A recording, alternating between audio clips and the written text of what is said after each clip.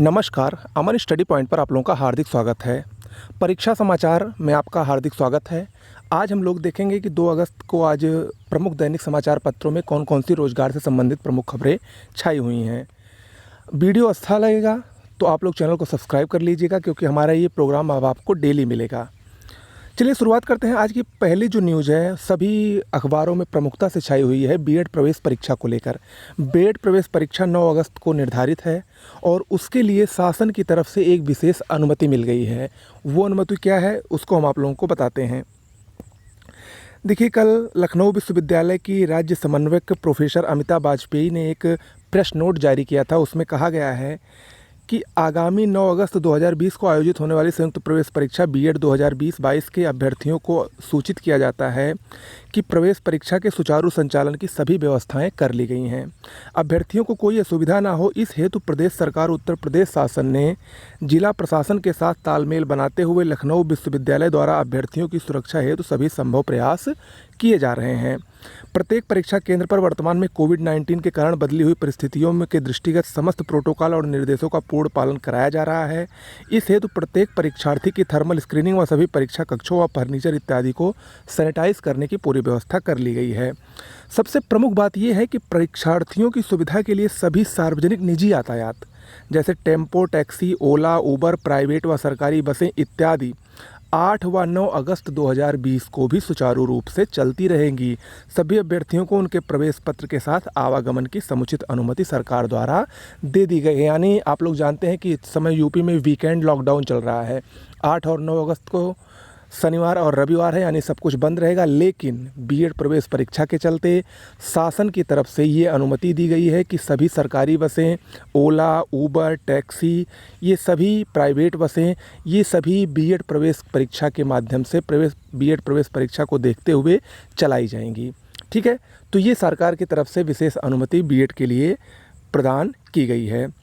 आगे लिखा है, अभ्यर्थियों से अनुरोध है कि वो अपने व्यक्तिगत सुरक्षा व सामाजिक दूरी के नियमों का पालन करते हुए निर्भय होकर संयुक्त प्रवेश परीक्षा बीएड 2020-22 में सम्मिलित हो। यानी बीएड प्रवेश परीक्षा अपने तय समय पर होगी, ये 100% कन्फर्म हो गया है। तो जो लोग बीएड प्रवेश परीक्षा की तैयारी कर रहे हैं वो लोग अच्छे से तैयारी को अंतिम रूप देने में अब लग जाएं। दूसरी बात यह है कि अब इसी पर बीईओ परीक्षा का भी भविष्य टिका है और अब बीईओ परीक्षा समय से होने के 100% चांस हो गए हैं। तो जो बीईओ की परीक्षा की तैयारी कर रहे हैं, जो ये सोच रहे थे कि पेपर हटेगा, विशेष परिस्थितियों को छोड़ दिया जाए, तो हमको जो लग रहा है 95% उम्मीद है कि बीईओ की परीक्षा 16 अगस्त को ही होगी, क्योंकि सरकार ने जब बीएड के लिए अनुमति दे दी है तो बीईओ परीक्षा के लिए भी अनुमति दे सकता है। ओके, चलिए आगे बढ़ते हैं। आज की जो दूसरी प्रमुख खबर है वो है सिपाही के 5,846 पदों के लिए आवेदन शुरू हुआ है। दिल्ली पुलिस में सिपाही के लिए एसएससी के थ्रू एक नई भर्ती आई है। इसमें लिखा है, कर्मचारी चयन आयोग यानी एसएससी ने दिल्ली पुलिस में सिपाही के रिक्त 5,846 पदों के लिए भर्ती प्रक्रिया शुरू कर दी है। शनिवार को आयोग ने इस भर्ती का नोटिफिकेशन जारी किया, यानी कल 1 अगस्त को, और इसी के साथ ऑनलाइन आवेदन की प्रक्रिया शुरू हो गई है। ऑनलाइन आवेदन 7 सितंबर तक लिए जाएंगे। इसके लिए ऑनलाइन यानी कंप्यूटर आधारित परीक्षा 27 नवंबर से 14 दिसंबर तक देश के कई शहरों में आयोजित की जाएगी। ये एक अच्छा मौका है। इस समय ये भर्ती जो आई है काफ़ी युवाओं के लिए बहुत अच्छा मौका है। इस फॉर्म को फिलअप करिए और अच्छी से अच्छी तैयारी कीजिए। आगे भी लिखा है इसमें कि 5,846 पदों में 2,801 पद अनारक्षित हैं, यानी जनरल के लिए हैं। 583 पद ईडब्ल्यूएस के लिए हैं। 1133 पद ओबीसी के लिए, 1037 एससी और 302 पद एसटी अभ्यर्थियों के लिए आरक्षित है।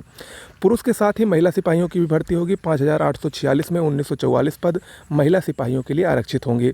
आयु सीमा 18 से 25 वर्ष निर्धारित की गई है। अधिकतम और न्यूनतम आयु की गणना 1 जुलाई 2020 को आधार मानकर की जाएगी। 12वीं पास इसके लिए आवेदन कर सकते हैं। बात करते हैं लिखित परीक्षा के पैटर्न की। तो लिखित परीक्षा में 100 नंबर के कुल 100 प्रश्न होंगे। लिखित परीक्षा में 100 नंबर के बहुविकल्पीय प्रश्न पूछे जाएंगे। प्रश्न पत्र 4 भागों में विभाजित होगा, जिसमें 100 नंबर के कुल 100 प्रश्न होंगे। पहले भाग में सामान्य ज्ञान या समसामयिक घटनाक्रम यानी रीजनिंग के 50 नंबर के 50 प्रश्न पूछे जाएंगे। दूसरे भाग में तर्क शक्ति के 25 नंबर के 25 प्रश्न होंगे, जबकि तीसरे भाग में न्यूमेरिकल एबिलिटी के 15 नंबर के 15 प्रश्न और चौथे भाग में कंप्यूटर के 10 नंबर के 10 प्रश्न होंगे, यानी इसमें कंप्यूटर भी इंक्लूड है।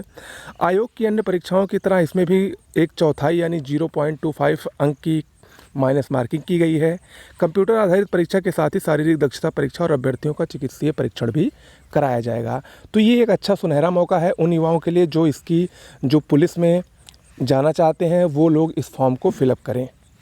ठीक है, चलिए बढ़ते हैं अगली सूचना की तरफ। अगली सूचना है शिक्षक भर्ती मामले में सचिव बेसिक शिक्षा परिषद को अवमानना का नोटिस जारी किया गया है। इसके बारे में हम लोग देखते हैं।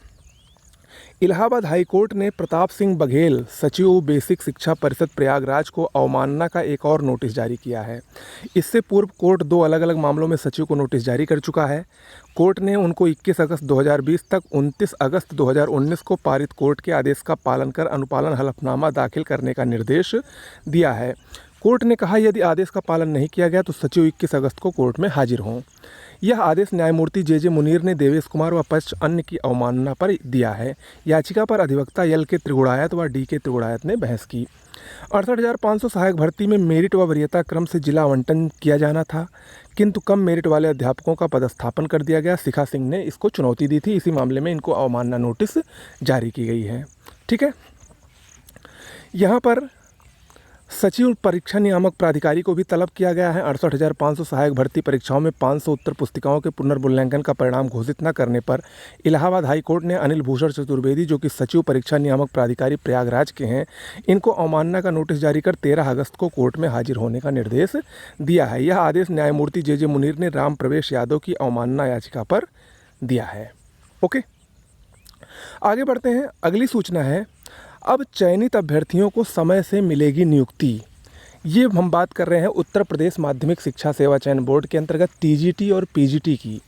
इसमें लिखा गया है कि उत्तर प्रदेश माध्यमिक शिक्षा सेवा चयन बोर्ड की ओर से शिक्षक पद पर चयनित अभ्यर्थियों का विद्यालय आवंटित होने के बाद अब नियुक्ति के लिए भटकना नहीं होगा।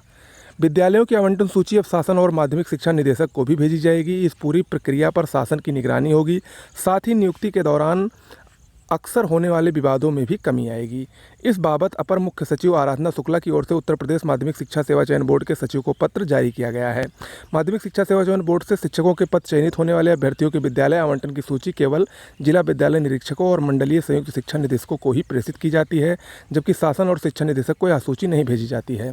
अक्सर नियुक्ति के लिए विद्यालय पहुँचने पर चयनित अभ्यर्थियों को भटकना पड़ता है। कई मामले में तो अभ्यर्थी कोर्ट चले जाते हैं और मामला जब शासन या शिक्षा निदेशक तक पहुँचता है तब उन्हें इस विवाद की जानकारी होती है। इसी के मद्देनजर अपर मुख्य सचिव आराधना शुक्ला ने माध्यमिक शिक्षा सेवा चयन बोर्ड के सचिव को पत्र जारी कर निर्देश दिए हैं कि चयनित अभ्यर्थियों को जनपदवार विद्यालयवार नियुक्ति के लिए किए गए आवंटन की सूची जिला विद्यालयों निरीक्षकों और मंडलीय संयुक्त शिक्षा निदेशकों के साथ ही शासन और शिक्षा निदेशक माध्यमिक को भी उपलब्ध कराई जाए, ताकि चयनित अभ्यर्थियों की नियुक्ति की कार्यवाही का प्रभावी अनुश्रवण किया जा सके और न्यायिक वाद की स्थिति से बचा जा सके।